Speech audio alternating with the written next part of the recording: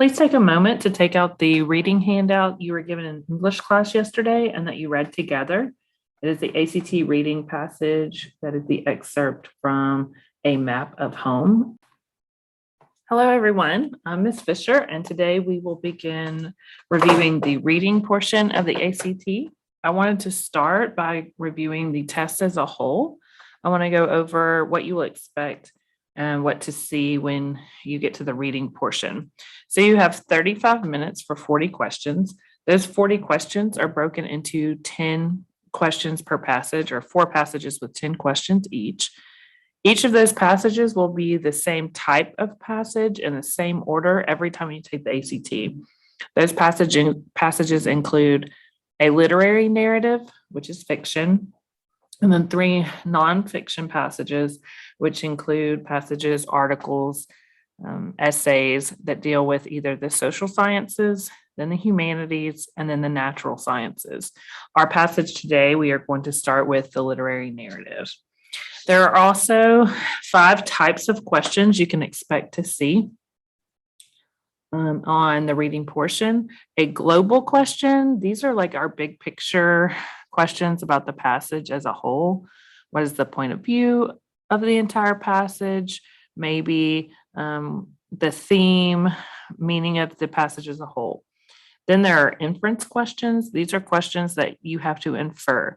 These are questions that instead of something that's explicitly said is something that's directly said. One inference question is something that's implicitly said or is implied. You have to figure it out, use your context clues. You have to think about the passage and infer what it is asking you. Next are detail questions.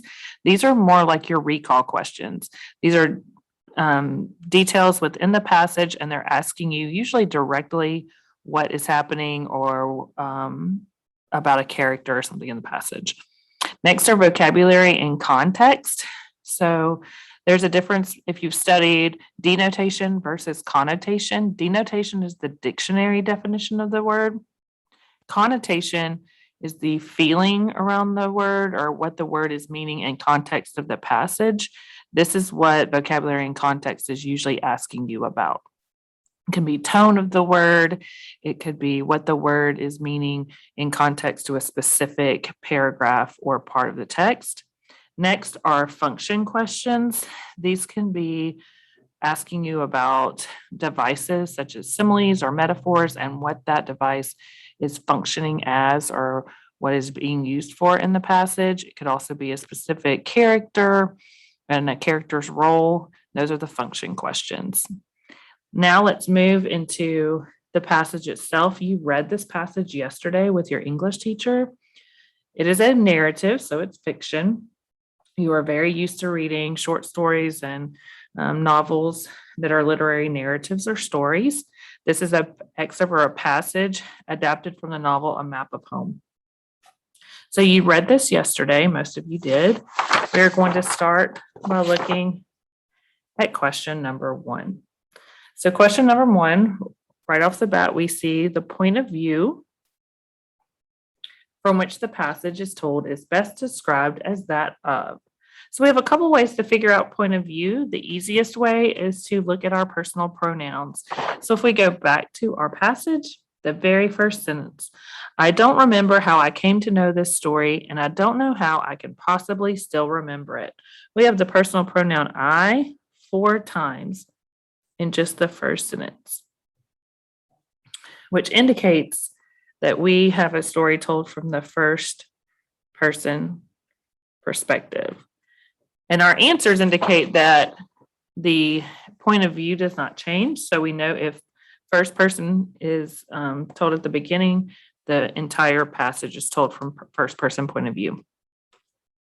Therefore, if we look at our answers, A, B, C, and D, C and D says omniscient third person.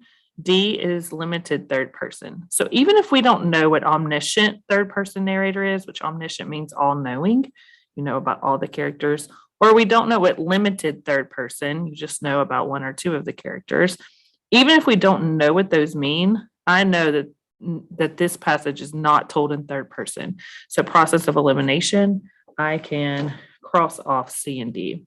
So now we have A and B both say first person.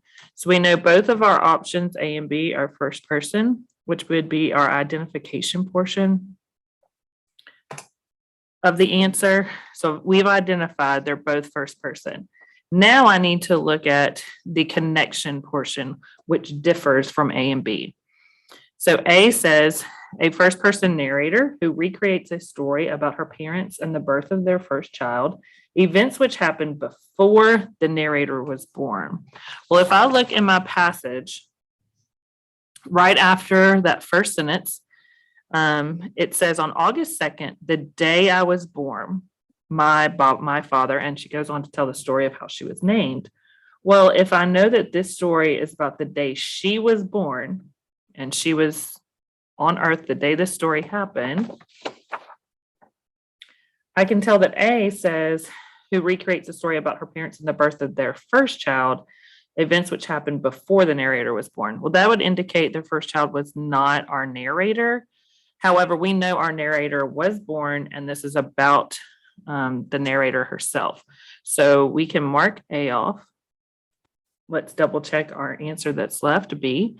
A first-person narrator who offers insight into characters' thoughts and relates actions mainly from a time she was too young to remember.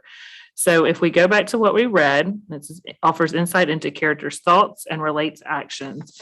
If we think back to what you read yesterday, and you've also seen this passage when you took the pretest, but when you read this passage either time, you know that she relates events from her father's perspective and her father's thoughts about her name.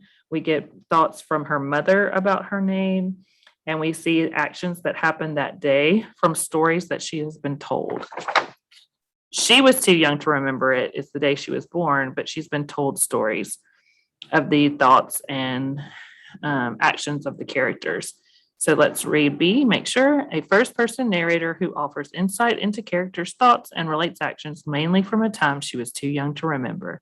We have thoughts and actions from other characters, and it was the day she was born, so she doesn't remember it exactly. Therefore, our answer is B. So question number 1 would be a global question. It's asking about the point of view of the passage as a whole. Let's look at question number 2. The narrator mentions a piece of lint and a flake of dandruff, primarily 2. So we need to know why is he mentioning it? That indicates that it's function. And it says it mentions a piece of lint and a flake of dandruff. So if we flip back and go to where he mentions this, if you come down and you've read this, it talks about the responsibility of the narrator's father to name them after their grandfather. And he says he brushed off his then solid shoulders unceremoniously, which means he didn't take it seriously, like a piece of lint or a flake of dandruff. So that like indicates that we have a simile. When you read this yesterday, you probably went over the vocabulary word onus. That means the responsibility. So that responsibility to name him after his grandfather or name the narrator after their grandfather says that he brushed that responsibility off like a piece of lint or a flake of dandruff. So we need to know why this simile, this device, is being used. Therefore, we have a function question. The narrator, he mentions this primarily to what? So let's look at our options. Imply that the narrator's grandfather didn't value family traditions. Well, we know if we went back and looked at the passage and through reading and comprehending the first time we read it, that it's not the grandfather who is brushing this responsibility off, it is her father. So the grandfather does value the traditions. It's the father who is not valuing it. So we can, through process of elimination, eliminate F as an option. G, provide examples of movements Baba made while filling out the birth certificate. Well, this particular line, and whenever ACT asks you a question, they don't want you to look at the entire passage, especially on a function question. They want to know what this particular line or phrase that they've highlighted, what is this functioning as? Well, when he says brushes off like a piece of lint or a flake of dandruff, that's not what the character is doing at that moment. That's a simile or a comparison to how he was just brushing off that responsibility and not taking it seriously. So this particular example is not telling us that he actually brushed off his shoulder. So we can take G out. H, emphasize the importance of naming the baby after the baby's grandfather. Well, if you're brushing something off with a piece of lint, like a piece of lint, you just brush it off. You're not taking that seriously. So this particular piece, now the grandfather did take it seriously, but this particular simile and its function is not emphasizing the importance. It's actually doing the opposite. So then J, illustrate the casual way in which the narrator's father ignored a tradition. So when it's comparing the way he ignored the responsibility to name the daughter, at that time he thought it was the son, to name the narrator after the grandfather, he brushed off that responsibility like you would brush off a piece of lint or something from your shirt or jacket, which means it's very casual, doesn't take it seriously. Therefore, it is the casual way in which the narrator's father ignored that tradition. The answer is J. Next week, we will look at 3 and 4, and we will also discuss the particular enemy of the reading test, which is time. Hope you have a great fall break next week, and see you next week with more reading at the end of next week with more reading questions. Have a great day.